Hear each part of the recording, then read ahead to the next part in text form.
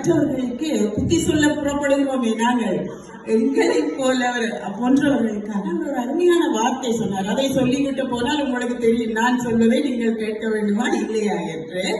அவர் சொல்லுகிறார், இந்த பிரச்சாரம் செய்ய போகின்றவர்கள், மற்றவர்களுக்கு சமய அறிவை சொல்லுகின்றவர்கள் எல்லாம், பெரிய ஞானம் பெற்றவர்களைப் போல பேசுகின்றவர்கள் எல்லாம் அவர்களுடைய வீட்டிலே அங்கே அவருக்கே சாப்பாடு இல்லாமல் இருக்கும், அரையும் குறையுமாக அவருக்கு சாப்பாடு இருக்கும். ஆனால் அவர் என்ன செய்வார் என்றால், அங்கே ஊருக்குள்ளே 100 பேரை கூப்பிடுவாராம், வாங்க சாப்பிடலாம் வாங்க சாப்பிடலாம் என்று.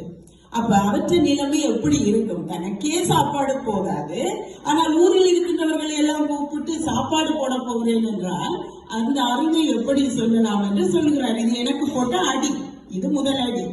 ஆனால் அதே பரமஹம்சர் சொல்லுகிறார் என்னவென்றால், சரி இப்படித்தான் மற்றவர்களுக்கு ஞானம் சொல்ல போகின்றவர்கள்